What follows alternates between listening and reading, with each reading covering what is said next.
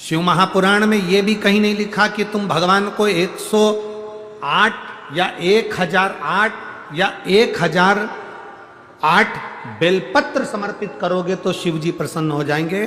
शिव महापुराण की कथा तो यहां तक कहती है, एक बेलपत्र की पत्ती को आप अगर बीच में से, ये एक बड़ी पत्ती, उसके बीच में 2 पत्ती और 2 पत्ती के बीच में जो गैप है, बीच पत्ती में, इस पत्ती और 2 पत्ती के बीच में जो जगह है, अगर आप इस पत्ती को यहां से स्पर्श कर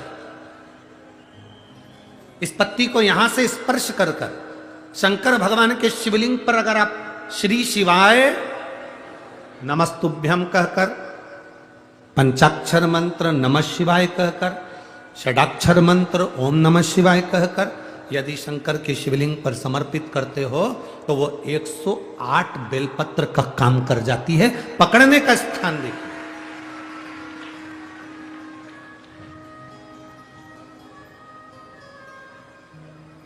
ये स्थान की बड़ी मूलता है, जो ये बड़ा मूल माना गया।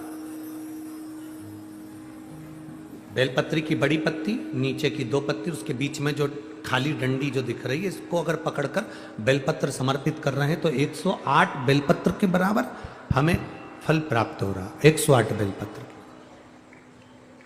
और समझिए, आपके पास में ना पीला चंदन है, ना लाल चंदन है, ना अक्षत है, ना पुष्प है, ना कोई सामग्री है, ना दिया है लगाने के लिए। शंकर जी के मंदिर में लोटा भर के जल लेकर गए हो, आज तुम्हारे पास में हो सकता है जल भी नहीं है, लोटा भी नहीं है, तो जिस शंकर जी का दर्शन करने गए हो उन्हीं की बेलपत्र को उठाओ और बेलपत्र को उठाने के बाद पहले अपने हथेली पर रखो, अपना हाथ रखकर बाबा से प्रार्थना कर कर बेलपत्री की मध्य पत्री आगे वाली पत्ती को पकड़कर अगर वो बेलपत्र हम शिव जी को समर्पित करते हैं तो हमारा पीला चंदन, लाल चंदन, दिया सब बाबा को समर्पित हो जाता है उस बेलपत्री में।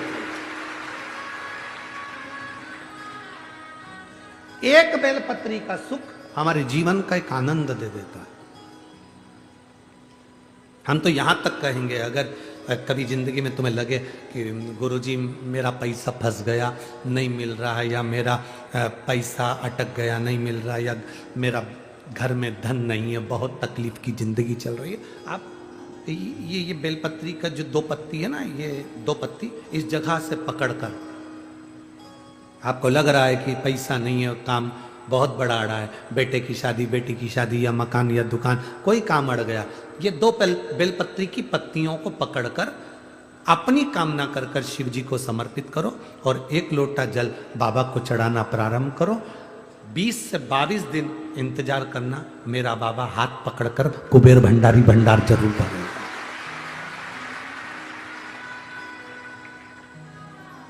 दो पत्ती को पकड़कर,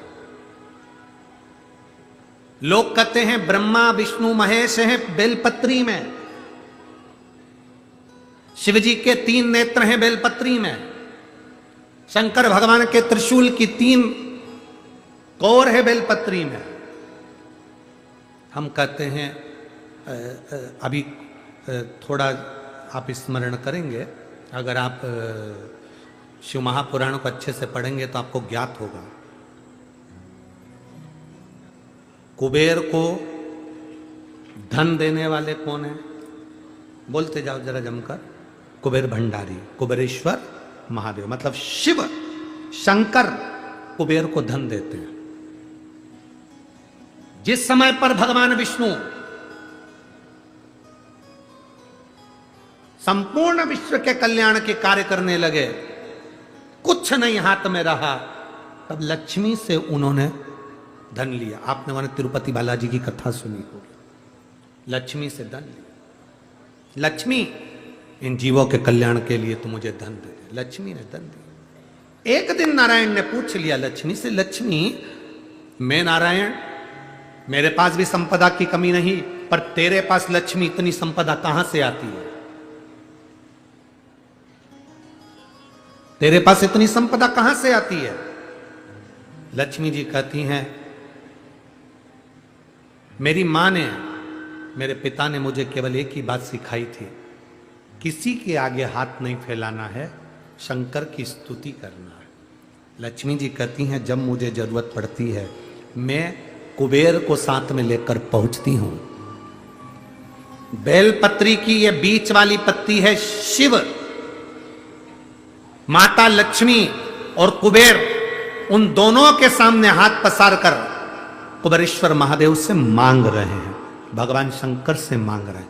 लक्ष्मी जी कहती हैं वो शिव मुझे प्रदान करते हैं दोनों हाथों से और मैं वो लेकर आती हूं जनमानस के कल्याण के। लगाओ, डॉक्टर को दिखाओ, दवाइयां लो, जांचें कराओ, डॉक्टर बोले ऑपरेशन का ऑपरेशन कराओ, क्योंकि हमने पहले भी कहा कि डॉक्टर शंकर का एक रूप होता है।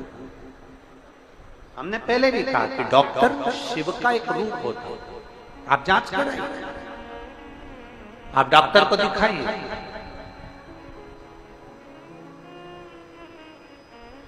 और जब डॉक्टर को भी दिखाते हुए आपकी आंखों में अगर आराम ना लगे तो फिर किसी शिव मंदिर में शंकर का शिवलिंग हो, जलाधारी हो, और वो जलाधारी का पानी, शिवलिंग की जो जलाधारी होती है वो थोड़ी मोटी होती है। बोलो बोलो, देखा है आप लोगों ने कि नहीं देखा? जिस पे ये शिवलिंग रखा रहता है, ये शिवलिंग जिस पे रखा है वो मोटा होता है कि ना? तो जलाधारी जो मोटी होती है ना चारों तरफ, तो शंकर पे चढ़ा हुआ जल इस जलाधारी में से जब यहाँ से बहकर आता है, उस स्थान पर अपनी हथेली का स्पर्श करिए और स्पर्श कर कर शंकर के मंदिर में ही नेत्रों को लगाने का प्रयास करिए। 22 से 25 दिन तक आंखों में लगाने का प्रयास करना। 30वें दिन हमको पत्र लिखकर भेजना कि आपकी आंख की रोशनी बढ़ना प्रारंभ हुई कि नहीं, आपका चश्मे का नंबर ठीक हुआ कि नहीं। नेत्रों पर इस स्थान का महत्व है। ये गणेश और कार्तिकेय का स्थान, बीच में अशोक सुंदरी का स्थान, शिवलिंग, शंकर के ऊपर जो जल गिरता है, शंकर जी की 5 लड़कियां, जहां से जल नीचे गिर रहा है, ये 33 कोटि देवी देवताओं की जो धर्म पत्नियां हैं उनका स्थान होता है, जहां से ये जल नीचे की ओर आता है। उस स्थान पर अपनी हथेली का स्पर्श कर कर अपने नेत्रों पर लगाना प्रतिदिन प्रारंभ करो। 25 दिन के बाद बात करेंगे कि नेत्र की रोशनी बढ़ती है कि नहीं। जांच भी कराना, डॉक्टर को दिखाना भी कि हमारी नेत्र की रोशनी का कितना अंतर है, जरा देखकर बताओ जरा। कोई माताएं कहती हैं गुरुजी हमारी सुनता ही नहीं है, हम तो भगवान को रोज जल भी चढ़ाते हैं, आराधना भी करते हैं, साधना भी करते हैं, पूजन भी करते हैं, तो भी शिव हमारी बात नहीं सुनता। हमारा निवेदन है, शिव ने कितनी सुंदर संसार की रचना करी है, ये विचार करिए।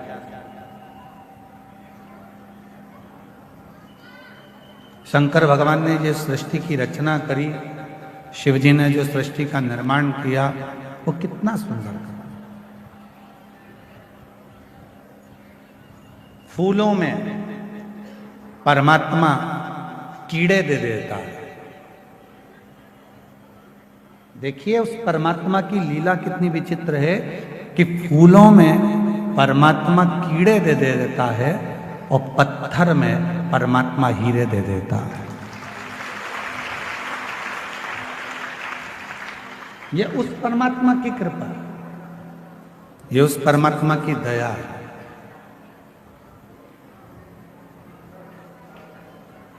जिसने ज्यादा संघर्ष किया है, बहुत मेहनत करी है, बहुत परिश्रम किया है, परिश्रम में लीन है, संघर्ष में लीन है, पत्थर जैसा मजबूत हो गया है, तो एक ना एक दिन मेरा भोलेनाथ उसकी जिंदगी में ऐसी तरक्की कराता है कि हीरा जैसा उसको बना देता है।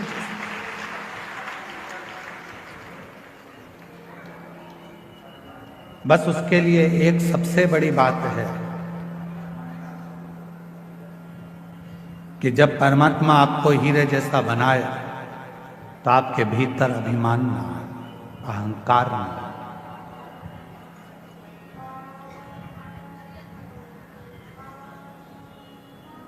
आपके भोजन करने से अगर आपके भोजन से किसी के मुख में पानी आ रहा है तो आपका भोजन करना बेकार है।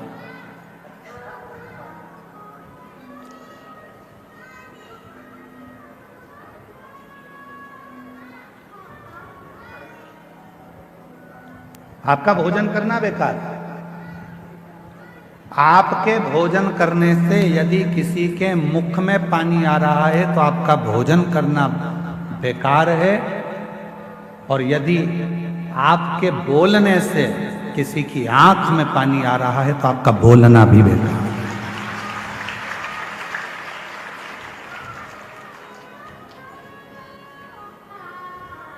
भोजन करते समय भोजन की थाली में जो पकवान है उस पकवान को देखकर अगर किसी के मुख में पानी आ गया तो आपका जो भोजन आप ग्रहण कर रहे हो वो आपके शरीर को नहीं लगता, आपके शरीर को नहीं लगता। भोजन करते समय यदि किसी के मुख में अगर पानी आ गया तो आपका भोजन करना बेकार है, और बोलते समय यदि किसी की आंखों में पानी आ गया आपके बोलने से तो आपका बोलना भी फिर वो बोलना आपका बेकार है कि आपने क्या बोल दिया, क्या ऐसा प्रश्न कर दिया, क्या आपने कह दिया कि उसकी आंख में आंसू आ। कथा जब व्यक्ति टूट जाता है,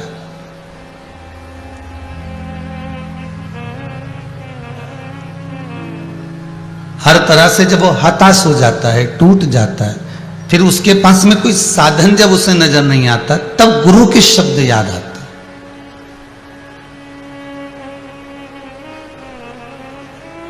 तब गुरु की वाणी सम्मुख में समझ में आ जाती है कि गुरु जी ने कहा था, और शिव का स्मरण करना है, शंकर का भजन करना है, शंकर का अनुमोदन करना है, शिव नाम में, शिव मंत्र में, शिव चर्चा में हमें डूबना है। फिर वो मन को ले जाकर हमने भगवान शंकर के चरणों में ले जाकर छोड़ दिया। और ये मन बड़ा विचित्र है, सबसे ज्यादा यही नहीं जाता है। शरीर तो तुम ले जा सकते हो, शरीर तो तुम बारंबार विचार कर कर चलो उज्जैन जाना है, चलो ओंकारेश्वर जाना है, चलो सोमनाथ जाना है, परली भेजनाथ जाना है, ममलेश्वर जाना है, यही नहीं पहुंचता। और इसके लिए अथक प्रयास कर दिया जाता है, बहुत बहुत प्रयास किया जाता है, तो भी मन वहां तक पहुंच नहीं पाता। इसको ले जाकर छोड़ने का भी प्रयास कर रहे हो, इसको ले जाकर वहां तक ले जाने का भी प्रयास कर रहे हो, पर वो मन जाता नहीं। ये मन बड़ा चंचल है। कैसे तेरा भजन करूं, जितना तेरा भजन करूं उतना ही मैं चलता है। भजन में ले जाओ तो भोजन में चले जाता है, सुंदरकांड में ले जाके बैठो तो घड़ी में पहुंच जाता है। अभी तो टाइम है, अभी तो 22वां दोहा चल रहा है, फिर अभी। और अगर ये संतुष्ट हो गया तो जीवन का सबसे बड़ा सुख संतुष्ट हो गया। एक राजा ने एक बकरे को बुलवाया और राजा ने कहा इस बकरे को जो संतुष्ट कर देगा उसको मुंह मांगा धन मिलेगा। आप लोगों ने सुना भी होगा, पढ़ा भी होगा। एक कोई लेकर गया, बकरे को खूब खिलाया, खूब पिलाया, खूब आराम से रखा। राजा ने कहा बकरा संतुष्ट हो गया? जी सर महाराज हो गया। और बकरा संतुष्ट हो गया? हाँ हो गया।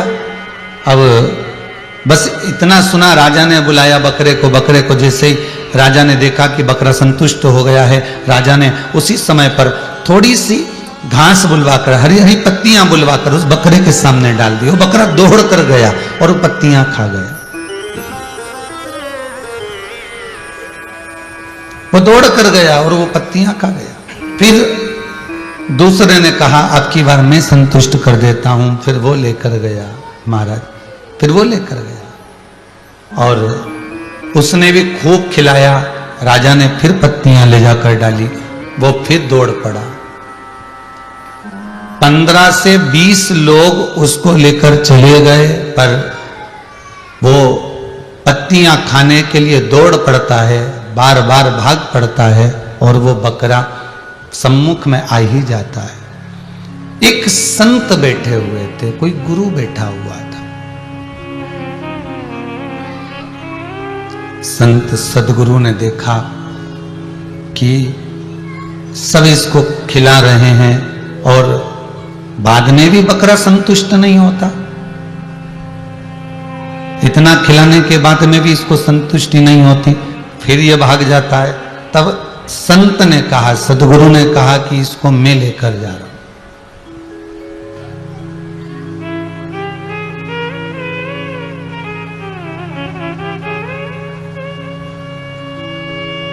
संत ले गए उसको, खूब खिलाया दिन भर।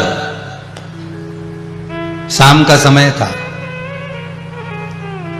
संत ने फिर 2 घंटे का गैप करा, रोका, फिर पत्तियां दी, वो फिर खाने आ गया। संत ने उठाया डंडा और एक उसके मुंह पे रख कर दिया, फिर पत्ती डाली, बकरा फिर दौड़ कर आया। संत ने फिर डंडा दी, फिर पत्ती डाली, बकरा फिर दौड़ कर आया। संत ने फिर डंडा दिया, संत ने फिर पत्ती डाली, बकरा दौड़ कर आया। अब की बार बकरे को लगा खाऊंगा और डंडा पड़ेगा, नहीं खाया। अब राजा के पास में बकरे को लेकर गया, महाराज मैंने इसको संतुष्ट कर दिया है, आप देख लीजिए ये संतुष्ट हो चुका है, संतुष्ट हो गया। हाँ आप देख लीजिए। राजा ने हरी हरी दूबा बुलवाई, पत्तियां बुलवाई, बकरे को दी, बकरा दौड़ कर आया। भागता भागता आया और खाने ही वाला था, इतने में उसको याद आया कि खाऊंगा और डंडा पड़ेगा। बकरा वापिस चले गए। राजा ने संत के चरण पकड़ लिए, गुरुवर ये बताओ कि इस बकरे को तुमने संतुष्ट कैसे कर दिया?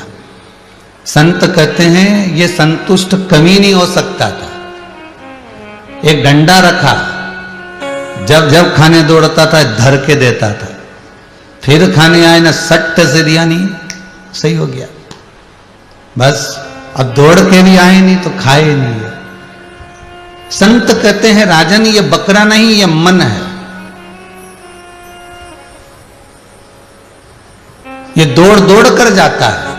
इस मन पर यदि शिव महापुराण का डंडा पड़ते रहे तो ये मन भी सीधा चलता रहेगा, फिर आसक्ति में नहीं डूबेगा, फिर काम में, लोभ में, वासनाओं में, तृष्णा में, आसक्ति में, कहीं मोह में, कहीं किसी चीज में ये बकरा फिर जाता नहीं है, ये बकरा फिर पहुंचता नहीं।